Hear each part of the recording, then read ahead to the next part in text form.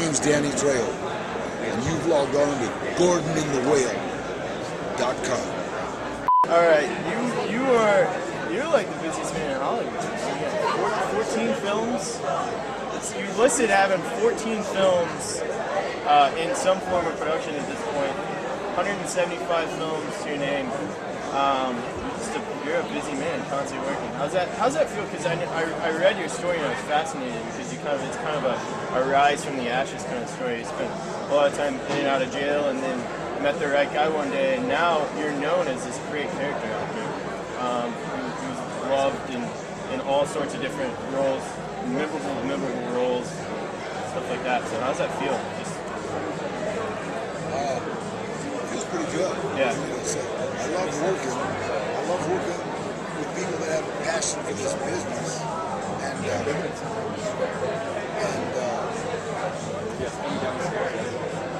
so it feels great. Yeah. You're known for having a really specific character type. Is that something that you really like gravitate towards and you like playing, or is that something those are the roles you get offered and you take them?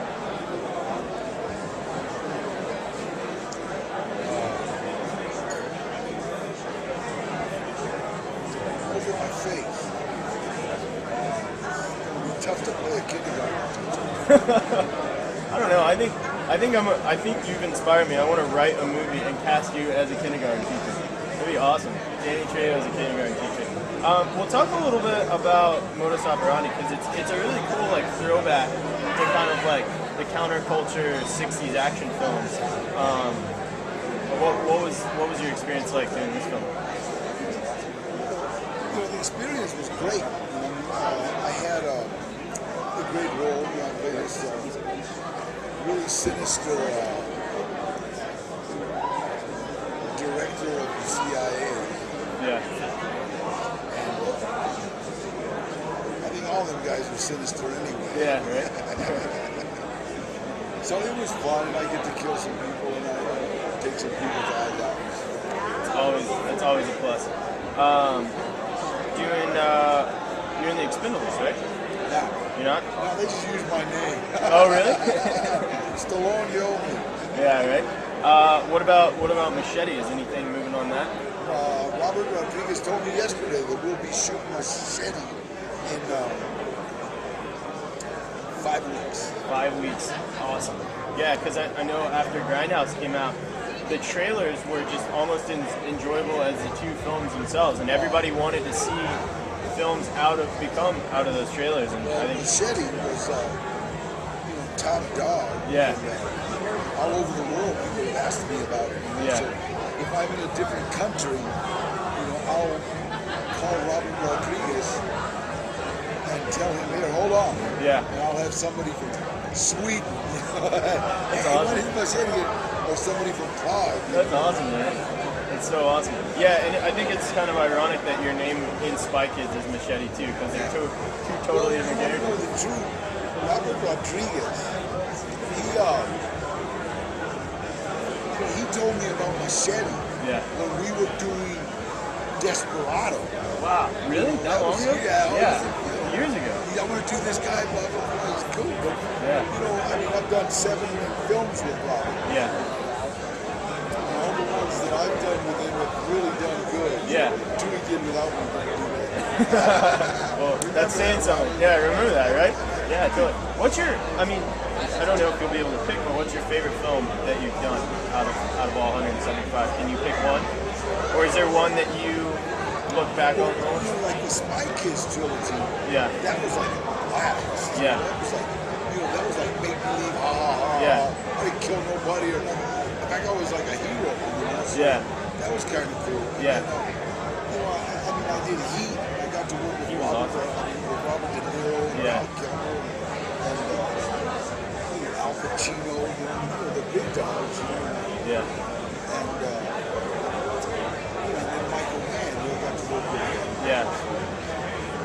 I think my favorite is Bubble Boy. That was awesome. I got to work with Jake. Yeah. And then I did a movie with his sister. Yeah, Maggie. Maggie, called Sherry Baby. Yeah. I'm trying to figure out who I'd like to kiss better. Well, you better watch out because you might get that wish. You might make a Brokeback Mountain 2, and you and Jake Gyllenhaal. Jake, did you hear that? Yeah, right? Yeah, that's awesome. Yeah, well, you know, you're always so enjoyable in these roles, and like I said, I think people love to see you in that role, and you know, you do it well. So you know, there's no reason to not keep doing it. And it was a pleasure to talk to you. This modus operandi, working with Frankie was kind of Well, yeah, because this is kind of you're usually like you pop up in these huge movies, and this is kind of a smaller independent film, and it's a lot of fun, and it's just a cool kind of like retro film. Independent movies. A lot of times they're like labors of love.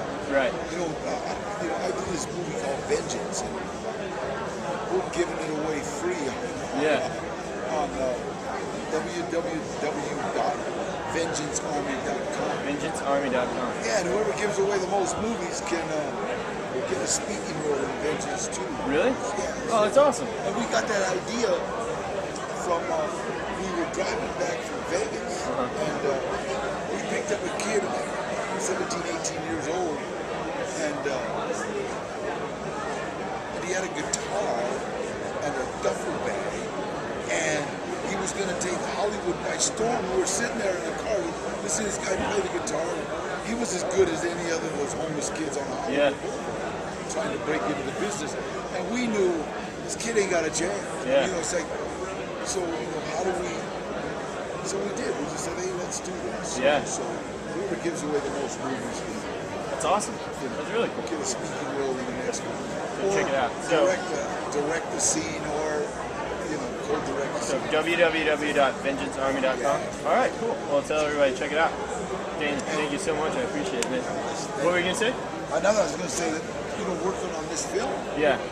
was kind of reminded me of, you know, of what movie making is all about. Right. You can have $60, $70 million and do whatever you want. You know, Right. make all the explosions and all that. But when you've got no budget and you're doing the film, how can we make this work? Yeah. I did a film called The Devil Inside. It hasn't even been released. Yeah. And a guy named Daniel Rodriguez was doing it. And we needed a helicopter shot. We're down in Mexico. They didn't have the budget for a helicopter. Right. But there was this guy that for $25 would give you a ride on his lighter than air.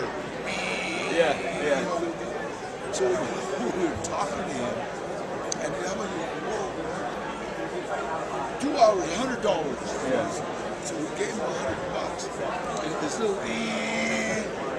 the cameraman didn't want to do it. Yeah. So one of the grips, right, this guy that we called MacGyver, because he'd always come up with